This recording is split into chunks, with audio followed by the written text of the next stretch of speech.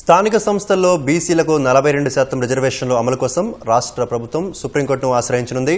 దీనికి సంబంధించి మరింత సమాచారం మా ప్రతినిధి తిరుపాల్ రెడ్డి ప్రత్యక్ష ప్రసారం ద్వారా అందిస్తారు. చందు, రాష్ట్రంలో పంచాయతీరాజ్ ఎన్నికలు నిర్వహించేదానికి, స్థానిక సంస్థల ఎన్నికలు నిర్వహించేదానికి రాష్ట్ర ప్రభుత్వము పూర్తిగా సమాయత్తమైంది. ఆ ప్రక్రియ కూడా మొదలైంది. అయితే ఈ నెల 8, 9 2 రోజుల పాటు రాష్ట్ర ప్రభుత్వం ఏదైతే స్థానిక సంస్థల ఎన్నికల నిర్వహణకు, స్థానిక సంస్థల ఎన్నికల్లో బీసీలకు 42% రిజర్వేషన్ కల్పిస్తూ ఇచ్చిన జీవో 9 పైన హైకోర్టును పలువురు ఆశ్రయించారు. దాదాపు 66 మంది ఈ జీవోకు సంబంధించి హైకోర్టును ఆశ్రయించారు. దీని మీద సుదీర్ఘంగా, అంటే ఈ నెల 8, 9 2 రోజుల పాటు సుదీర్ఘంగా విచారణ జరిపిన తర్వాత హైకోర్టు సీజే బెంచ్ ఈ ఎన్నికల ప్రక్రియ మీద పూర్తిగా స్టే విధించారు. దీనికి సంబంధించి నిన్న రాత్రి, అంటే అర్ధరాత్రి ఆ సమయంలో ఆ మధ్యంతర ఉత్తర్వులకు సంబంధించి అధికారికంగా దాంట్లో ఆన్లైన్లో పెట్టడం జరిగింది. దాదాపు 44 పేజీలు మధ్యంతర ఉత్తర్వులు ఇచ్చారు. పూర్తిగా ఇట్లా పిటిషన్ల తరపున కానీ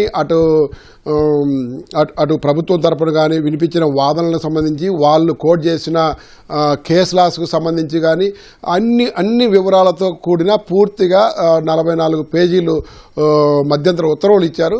అయితే దీనిని దృష్టిలో పెట్టుకొని రాష్ట్ర ప్రభుత్వము సుప్రీంకోర్టు తలుపు తట్టాలని చెప్పేసి దాదాపుగా నిర్ణయించినట్టుగా తెలుస్తుంది. ఇందుకు సంబంధించి ముఖ్యమంత్రి, అదేవిధంగా పిసిసి అధ్యక్షుడు మహేష్ కుమార్ గౌడ్, రాష్ట్ర వ్యవహారాల ఇన్ఛార్జి మీనాక్షి నటరాజన్, బీసీ సంక్షేమ శాఖ మంత్రి పొన్నం ప్రభాకర్, అదేవిధంగా ఏదైతే రాజ్యసభ సభ్యుడిగా కొనసాగుతున్నాడో సింఘ్వి, కాంగ్రెస్ రాజ్యసభ సభ్యుడు, అదేవిధంగా సుప్రీంకోర్టు ప్రముఖ సీనియర్ న్యాయవాది ఆయన ఈ మొత్తం ముఖ్యమంత్రితో సహా కలిసి అందరూ కూడా జూమ్ మీటింగ్ నిర్వహించారు. ఈ జూమ్ మీటింగ్లో అసలు కోర్టు ఏ విధంగా స్టే ఇచ్చింది, ఏ అంశాల మీద స్టే ఇచ్చింది, ఆ అంశాలను దృష్టిలో పెట్టుకొని తదుపరి కార్యాచరణ ఎలా ఉండాలో తదితర అన్ని అంశాల మీదుగా సుదీర్ఘంగా చర్చించినట్టుగా సమాచారం ఉన్నది. అయితే చివరికి ఏదైతే హైకోర్టు స్టే విధించిందో ఆ స్టే మీద తిరిగి సుప్రీంకోర్టుకు వెళ్లాలని చెప్పేసి దాదాపు నిర్ణయించినట్టుగా తెలుస్తుంది. ఇప్పుడు ఏదైతే హైకోర్టు మధ్యంతర ఉత్తర్వులు ఇచ్చిందో ఆ ఉత్తర్వుల మీద పూర్తిగా అధ్యయనం చేసే పనిలో ఉంది. అటు ఎన్నికల కమిషన్ కావచ్చు, ఇటు రాష్ట్ర ప్రభుత్వం కావచ్చు, పార్టీ పరంగా కూడా ఈ మధ్యంతర ఉత్తర్వులను సమగ్రంగా అధ్యయనం చేస్తున్నారు. దాంట్లో ఉన్న ఏ అంశాలను పరిగణలోకి తీసుకొని ఈ ఉత్తర్వులు ఇచ్చారో ఆ అంశాలను మనం ఏ విధంగా సుప్రీంకోర్టు ముందుకెళ్లి వాదించాలా అనే అంశం మీదనే ఎక్కువగా స్టడీ చేస్తున్నట్టుగా తెలుస్తుంది. అయితే దీని మీద ఇంకా పూర్తిగా నిర్ణయం తీసుకోలేదు. కానీ సుప్రీంకోర్టుకు వెళ్లాలని ఒక ఆలోచనకు వచ్చినట్టుగా సమాచారం ఉన్నది. ప్రధానంగా సుప్రీంకోర్టుకు వెళ్ళనట్లయితే కూడా ప్రభుత్వానికి కానీ అట్లా పార్టీకి కానీ చెడ్డ పేరు వచ్చే అవకాశం కూడా ఉన్నది.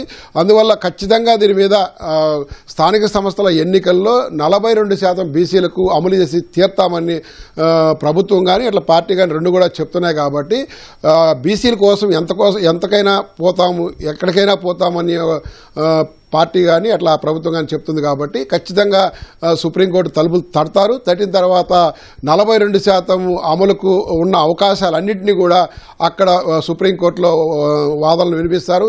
ఇప్పుడు ఎవరైతే సీనియర్ అడ్వకేట్లను అటు కర్ణాటక నుంచి కానీ ఇట్లా సింఘ్వి కానీ వాదించారో వీరు కాకుండా ఇంకా దీని మీద, అంటే అట్లా రిజర్వేషన్ల పైన కానీ లేకపోతే రాజ్యాంగం పైన కానీ పూర్తిగా పట్టున్న న్యాయవాదులను కూడా ఎంగేజ్ చేసుకొని గట్టిగా వాదనలు వినిపించాలని చెప్పేసి పట్టుదలతో ప్రభుత్వం ఉన్నట్టుగా తెలుస్తోంది. అయితే గతంలో ఎస్సీ వర్గీకరణకు సంబంధించి కూడా చాలా కాలంగా పెండింగ్ ఉండింది. కానీ ఇక్కడ తెలంగాణలో కాంగ్రెస్ పార్టీ అధికారం చేపట్టిన తర్వాత ఎస్సీ వర్గీకరణ మీద కూడా ఇట్లాగే సుప్రీంకోర్టులో సీనియర్ మోస్ట్ న్యాయవాదులను పెట్టి దాంట్లో వాదనలు వినిపించి ఎస్సీ వర్గీకరణకు అనుకూలంగా తీర్పు వచ్చేటట్టుగా వ్యవహరించారు. ఇప్పుడు కూడా అదే ప్రకారము ఆ దిశలోనే ముందుకెళ్లాలని చెప్పేసి రాష్ట్ర ప్రభుత్వం కృతనిశ్చయంతో ఉన్నట్టుగా తెలుస్తుంది.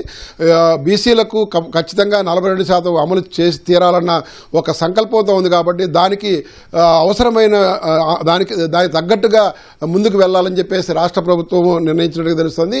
అయితే ఈవేళ ఈ